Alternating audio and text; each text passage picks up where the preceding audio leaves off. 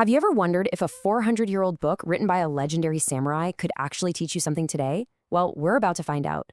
We're diving into The Book of Five Rings by Miyamoto Musashi, Japan's most famous swordsman. And trust me, its lessons on strategy and mastery are as sharp now as they were back in feudal Japan. Right off the bat, Musashi hits you with this.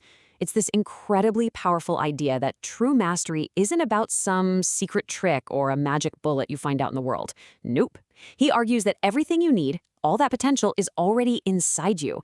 It's all about self-reliance, which is a pretty radical thought. And you have to understand, this wasn't just some philosopher talking.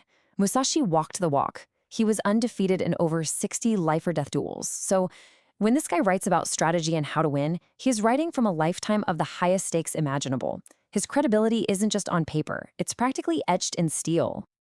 Okay, so here's how we're going to break this down. We'll journey through his 5 rings, starting with the Earth Ring, which is all about your foundation. Then we'll get into the Water Ring's adaptability and the Fire Ring's intense strategy. From there, we'll explore the more advanced ideas of Wind and Void, which deal with perception. And finally, we'll tie it all together and see how you can use this in your world. First up, the Earth Ring. Musashi's whole point here is that you can't do anything complex or brilliant until you've built a solid, unshakable foundation. This is all about setting the ground you're going to build your skills on.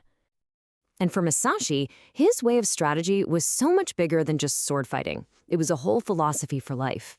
It didn't matter if you were a warrior, a carpenter, or an artist. The rules for mastery are the same. You need a calm mind, you need to act directly, and you need to be committed to excellence in absolutely everything you do. And he gives us these really concrete, actionable rules. This isn't just fluffy advice. He's saying, be honest with yourself. Train like your life depends on it. Be endlessly curious. Understand how other people work and get really good at judging situations. It's kind of like you have to learn your scales before you can improvise jazz. This is the absolute bedrock of his entire system. So once your foundation is solid as the earth, what's next? Well, now your mind has to become like water.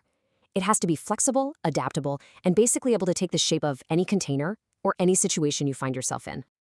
And this comparison just lays it out perfectly. A rigid mind gets stuck, right? It has one favorite trick, and if that doesn't work, it's done. But a fluid mind, the kind Musashi is talking about, can just flow around any obstacle. It's like that startup that completely pivots its business model to survive while the old giant company just refuses to change. You don't fight the current, you use it. And this quote just nails it.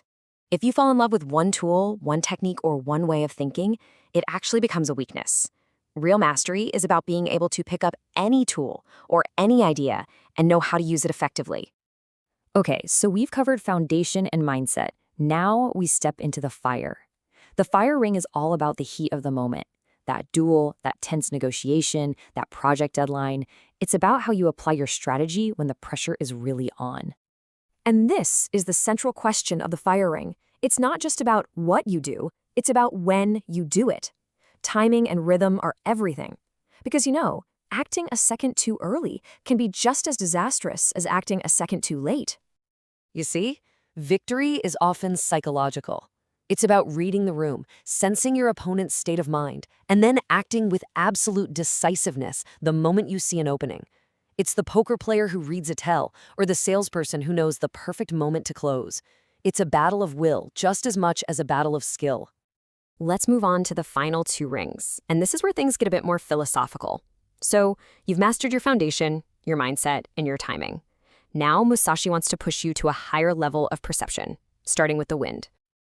The wind ring is all about knowing the other guy. It's about studying your competition, not so you can copy them, but so you can understand their habits, their methods, their weaknesses, almost better than they do. In the business world, we call this competitive intelligence. It's a huge advantage. At last, we arrive at the void. Now, this is his most profound idea. The void is that state where your training is so deep, so second nature that you just act without thinking. Your response is immediate, intuitive, and perfect. Think about a great musician who's just lost in a solo, or an athlete who's in the zone. That's the void. It's the pinnacle of mastery. So you might be wondering, okay, that's cool for a 17th century samurai, but what does this have to do with my life? Well, here's the thing.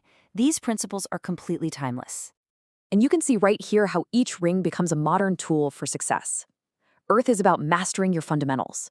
Water is about being adaptable. Fire is acting with decisive strategy. Wind is knowing your field. And void? That's trusting your intuition after you've put in all the hard work. It's basically a complete blueprint for excellence. Musashi mastered the way of the sword. His whole life's work really challenges us to ask ourselves, what is our sword? What is the craft, the skill, or the passion that we are willing to dedicate ourselves to? So the real question is, what is the way that you will master?